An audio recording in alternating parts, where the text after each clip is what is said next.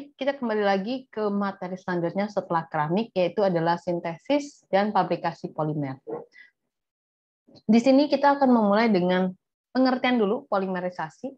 Polimerisasi adalah makromolekul yang posisinya kalau makro ya besar dari sebuah polimer, yang akhirnya itu akan menjadi sebuah material yang berguna secara komersialisasi dengan cara disintesis dari molekul yang lebih kecil menjadi molekul yang besar atau makromolekul. Nah, ada beberapa sifat dari polimer itu kita modifikasi dan kita tingkatkan dengan cara melibatkan bahan aditif. Sehingga dari makromolekul atau polimer itu dia akan menjadi sebuah potongan, memiliki bentuk yang diinginkan, dan itu harus dibuat selama operasi pembentukan. Itu adalah pendahuluannya. Selanjutnya adalah polimerisasi yang kita bahas di sini, bahwa polimerisasi itu adalah sintesis ya dari mikromolekul menjadi makromolekul yaitu polimer. Di sini prosesnya ya hanya menggabungkan monomer itu ke monomer yang lain sehingga membentuk rantai panjang. Dan posisinya di sini dia berulang dan berulang.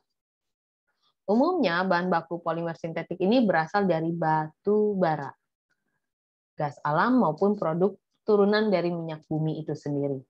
Nah, reaksinya untuk polimer itu cuma dua, adisi dan kondensasi di sini. Oke, pertama kita katakan adisi ini bukan penambahan polimerisasi ya, ini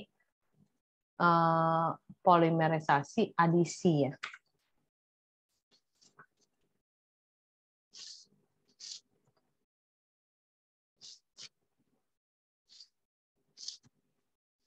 Oke, yang adisi di sini berarti dia reaksi berantai, dilekatkan satu dengan satu dari monomer tersebut membentuk makromolekul linier. Ya, kalau adisi itu penambahan kondensasi, seingat saya ya ini ya. Oke, di sini komposisi dari yang untuk polimerisasi adisi ini dia kelipatan ya dari monomer reaktan asli. Nah, tahapan dari polimerisasi yang adisi ini 3, inisiasi, propagasi, terminasi. Seingat saya sih semua polimer begini ya tahapannya. Nah, pertama kita jelaskan dulu dari langkah inisiasi. Itu inisiasi berarti pusat aktif mampu merambat yang posisinya di sini dibentuk oleh reaksi antara spesies inisiator atau katalis dengan unit monomer itu sendiri. Nah, ini di sini. Ya, biasanya ketika adisi itu kalau di pelajaran SMA ikatan rangkapnya itu turun 1 level. Jadi kalau sini rangkap 3 turun jadi rangkap 2. Dengan turunnya menuju dari rangkap 3 menjadi rangkap 2 itu karena ada penyisipan dari, kalau kita bilang apa sih ini ya? Alkil ya. Alkil kita katakan di sini. Sehingga dia menyusup. Nah, dengan menyusupnya alkil tersebut itu mengakibatkan ikatan rangkapnya itu putus. Dikatakan seperti itu. Nah, R ini dianggap sama dia di sini adalah inisiator aktif. Elektron tidak berpasangan. Ya, alkil karena sini ada dot. Di sini ya. Lalu setelah inisiasi kita akan berlari ke proses propagasi.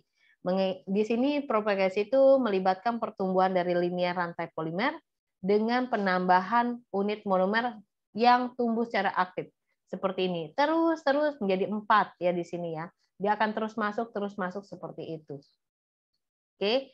Lalu di sini terjadi pertumbuhan yang cukup cepat sehingga dibutuhkan waktu ya bisa dikatakan, sehingga dia dari 1000 terus menjadi dia mengulang di situ adalah 10 pangkat min 2 sampai ketika dia menjadi 1000 itu waktunya itu 1/100 detik, 1/1000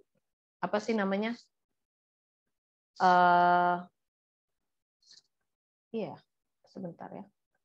Menjadi 1/100 detik ataupun 1/1000 detik untuk proses membentuk 1000 pengulangan dari monomer tersebut. Ya, dan propagasi itu akan berakhir dengan cara apa? Pertama, ujung aktif dari 2 rantai propagasi itu terhubung. Jadi kayak siklik ya, terbentuk ya seperti itu, membentuk satu molekul seperti ini. Itu yang mengakibatkan dia berhenti. Selanjutnya, terminasi ini berarti kan akhir ya. Terminasi itu akhirnya akhir. Itu melibatkan dua molekul yang tumbuh bereaksi membentuk dua rantai mati. Ya, membentuk dua rantai mati di sini. Sehingga menghentikan pertumbuhan setiap rantai. Nah, di sini ketika dia membentuk dari monomer bergabung, itu tentu menjadi sebuah berat molekul. Seperti ini kan awal misalkan kita naik, ini berat molekulnya kecil. Hanya di sini C2H4, C2H4. C2H4 kamu tinggal 2 kali C, berarti 2 kali 12. 24 hanya 4 berarti 28. Ini berat molekulnya. Ketika di sini, ini bukan 24 lagi, ditambah R. Alkilnya saya nggak tahu berapa. Berarti 24. 28 plus NR. Saya nggak tahu R-nya ini ada berapa. Ya. Sehingga ketika kita makin bertambah R-nya ini berarti berat molekulnya makin tinggi. Ya tadi diakibatkan dari inisiasi, propagasi, dan terminasi tersebut. Ya, karena kita kan menginginkan mau berapa sih polimer yang terbentuk ini, sehingga di sana dikendalikanlah yang namanya derajat polimerisasi berapa yang kita inginkan. Nah, di dalam polimerisasi adisi ini digunakanlah sintesis polietilen, polipropilen. Ada kata poli itu berarti sudah menjadi sebuah polimer. Ya, bahkan di sini juga ada banyak kopolimer. Nah, ini tugasnya, kalau nggak salah tugasnya ada 2 nanti ya. Biasa Word, Excel nanti buatkan videonya untuk penjelasan dan kawan-kawan ya. Nah, di sini disebutkan apakah berat molekul polimer yang disintesis dengan polimerisasi adisi tinggi, sedang ataupun rendah dengan kondisi seperti ini. Ya, silakan berat molekul polimernya ya. Dan itu bisa dibuka jawabannya melalui website ini. Ya. Saya lanjut lagi bahwa proses untuk polimerisasi yang kedua yaitu kondensasi ya. Kalau kondensasi itu kebalikannya ya. Tadi dia tidak ada ikatan rangkap menjadi rangkap atau rangkap 2 jadi rangkap 3 lah kalau kita katakan di sini. Ya. Kalau secara harfiahnya di sini kondensasi itu pembentukan polimer melalui reaksi kimia antar molekul yang bertahap yang mungkin melibatkan dari satu spesies monomer. Biasanya ada produk samping dengan berat molekul yang kecil, contohnya air di sini, ya. Tapi di sini tidak ada spesies reaktan yang memiliki rumus kimia unit yang berulang. Reaksi antar molekul terjadi setiap kali unit berulang terbentuk. Contohnya sini PET, reaksi etilen glikol dan asam tereplalat, ya seperti yang di sini. Untuk yang kondensasi, ya. Nah, di sini ada proses bertahap ini diulang secara berturut-turut menghasilkan molekul linier. Ya, biasanya waktunya jauh lebih lama si kondensasi ini dibandingkan si adisi. Karena ini dia membentuknya siklik ya. Kalau tadi kan dia cuma nempel saja. Kalau yang tadi itu memutuskan ikatan rangkap untuk membentuk sebuah polimer panjang. Kalau di sini yang awalnya tidak siklik menjadi siklik. Nah, ini yang mengakibatkan dia jauh lebih lama.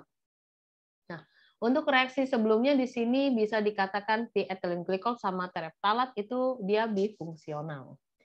Nah, di reaksi kondensasi itu punya monomer yang fungsional 3 ataupun lebih untuk membentuk polimer yang ikatannya silang maupun membentuk sebuah jaringan. Nah, contoh-contohnya bisa yang dipolimerisasi itu bisa poliester termoset dengan fenol dan fenol formaldehida, nilon, polikarbonat dengan melalui polimerisasi kondensasi. Ini tugas yang kedua, ya, tugas yang kedua. Ada nilon 6,6 dibentuk dengan cara polimerisasi kondensasi. Tolong tuliskan reaksinya menggunakan persamaan 14,5, lalu catat juga struktur asam adipatnya. Dengan asam adipatnya ada di sini. Anda bisa dapat jawabannya di sini ya. Oke, sampai di sini. Nanti kita lanjut lagi ke